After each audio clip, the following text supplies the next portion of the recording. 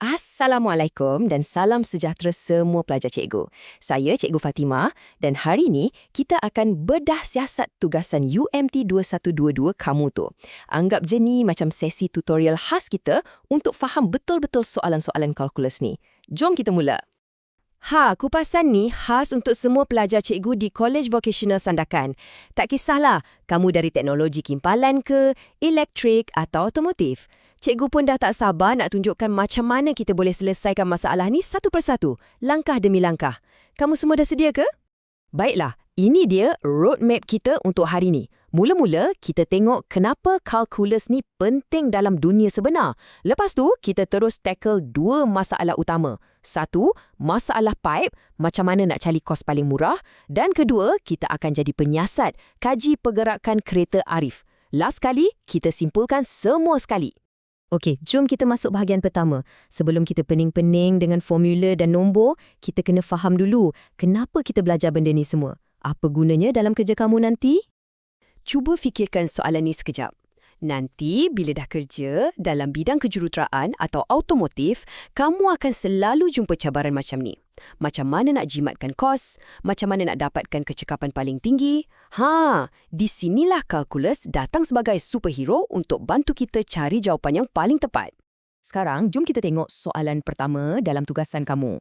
Ini bukan soalan matematik biasa tau. Ini betul-betul senario dunia sebenar. Ada satu syarikat nak kurangkan kos. Jom kita tolong diorang. Bayangkan kamu ni seorang jurutera. Kamu dapat projek pasang paip bawah tanah. Setiap meter kamu gali, ada kosnya. Jadi, misi utama kamu ialah macam mana nak cari jalan atau panjang paip yang akan bagi kos paling rendah. Okey, syarikat tu dah bagi kita satu formula rahsia untuk kos projek. Inilah dia fungsi kosnya.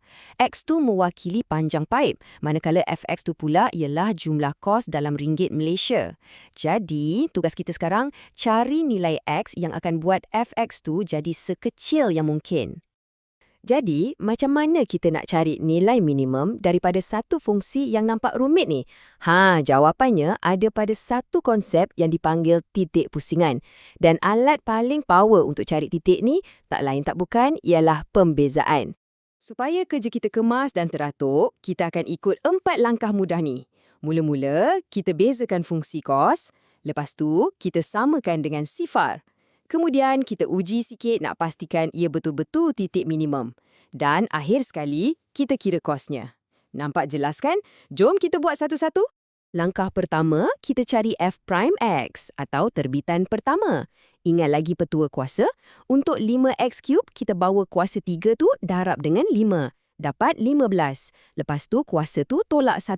Jadi 15x². Senang kan? Buat benda sama untuk yang lain, negatif 30x² jadi negatif 60x dan 45x jadi 45. Yang 100 tu sebab dia nombor je, dia jadi sifar. Siap?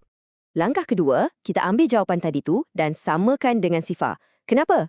Sebabnya, dekat titik minimum atau maksimum, kecerunan graf tu flat atau sifar. Jadi, kita selesaikan persamaan kuadratik ni dan kita akan dapat dua calon untuk jawapan kita, iaitu X sama dengan 1 dan X sama dengan 3. Sekejap, cikgu nak terangkan lagi. Titik pusingan ni, kalau kita bayangkan graf fungsi tu macam jalan atas bukit, ia adalah sama ada puncak bukit yang paling tinggi ataupun dasar lembah yang paling dalam. Tempat yang kita berhenti sekejap sebelum bertukar arah. Dan dasar lembah itulah yang kita cari, kos minimum kita. Sekarang, antara X sama dengan 1 dengan X sama dengan 3, mana satu yang bagi kos minimum? Untuk sahkan, kita guna ujian terbitan kedua. Maksudnya, kita bezakan sekali lagi. Terbitan untuk 15X kuasa 2 tolak 60X tambah 45 ialah 30X tolak 60. Sekarang kita uji, ganti X sama dengan 1, kita dapat negatif 30. Kalau negatif, maksudnya ia titik maksimum. Kalau kita ganti X sama dengan 3, kita dapat positif 30. Kalau positif, bingo, itulah titik minimum yang kita cari. Jadi, kesimpulannya, panjang paip yang paling jimat ialah 3 meter. Dah dapat panjang, kita nak tahu kosnya berapa kan? Senang je, ambil nombor 3 tu, masukkan balik dalam fungsi kos yang asal tadi. Tekan-tekan kalkulator dan kita dapat jawapannya RM100. Inilah kos paling rendah yang boleh dicapai. Hebat kan? Syabas semua, masalah pertama dah pun selesai. Kita dah guna kalkulus untuk cari kos paling jimat untuk satu benda yang tak bergerak. Sekarang, jom kita tengok macam mana kita boleh guna alat yang sama untuk kaji sesuatu yang sedang bergerak.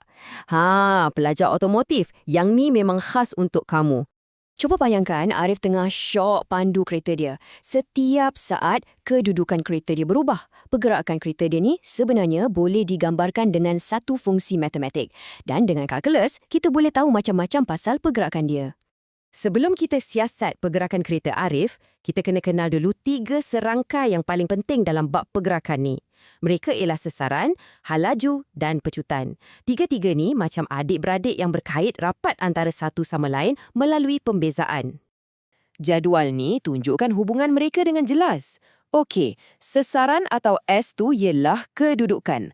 Kalau kita bezakan sesaran terhadap masa, kita akan dapat hal laju, V. Hal laju ni laju atau perlahan kereta tu. Dan kalau kita bezakan hal laju pula, kita akan dapat pecutan, A. Pecutan ni sama ada kereta tu makin laju atau makin perlahan. Nampak tak kaitannya? Okey, ini dia fungsi yang mewakili kedudukan kereta Arif, S, pada bila-bila masa T. Inilah blueprint pergerakan dia. Daripada satu fungsi ni sahaja, kita boleh korek macam-macam maklumat, termasuklah hal laju dan pecutan dia. Jadi, untuk cari hal laju, kita kena bezakan fungsi sesaran S tadi tu terhadap masa T. Yang ni nampak rumit sikit sebab kena guna petua darab dan petua rantai. Tapi, lepas kita ikut langkah-langkahnya dengan teliti, kita akan dapat fungsi hal laju ni. Fungsi inilah yang akan bagi tahu kita betapa lajunya kereta Arif pada setiap saat. Langkah seterusnya ni lagi senang. Nak cari pecutan, kita cuma perlu bezakan fungsi hal laju yang kita baru dapat tadi tu, guna petua kuasa macam biasa, dan kita akan dapat fungsi pecutan ni. Fungsi ni pula bagi tahu kita sama ada Arif tengah tekan minyak atau tekan brek. Tengok, senang je kan? Dan kita dah pun sampai ke penghujungnya. Cuba kita fikir balik, apa yang kita dah buat? Kita dah selesaikan 2 masalah yang nampak macam tak ada kena-mengena langsung. Satu pasal cost pipe, satu lagi pasal kereta bergerak. Tapi dua-dua masalah ni kita selesaikan guna senjata yang sama, pembezaan. Jadi, apa yang paling penting kamu kena ingat? Pertama, terbitan pertama kita guna untuk cari titik-titik kritikal. Kedua, terbitan kedua kita guna untuk sahkan sama ada ia titik minimum atau maksimum. Ketiga, dalam bab pergerakan, pembezaan ni macam jambatan yang sambungkan sesaran, hal laju dan pecutan. Ini bukan teori semata-mata tau. Ini kemahiran yang sangat berguna untuk kerjaya kamu nanti. Sebagai penutup, cikgu nak tinggalkan kamu dengan satu soalan untuk difikirkan. Dalam bidang kamu sendiri, otomotif ke, kimpalan ke, elektrik ke, cuba fikir, apa lagi masalah yang kamu rasa boleh diselesaikan dengan menggunakan kuasa kalkulus? Percayalah, jawapannya ada di sekeliling kita. Kuasa untuk menyelesaikan masalah sekarang ada di tangan kamu. Selamat maju jaya semua!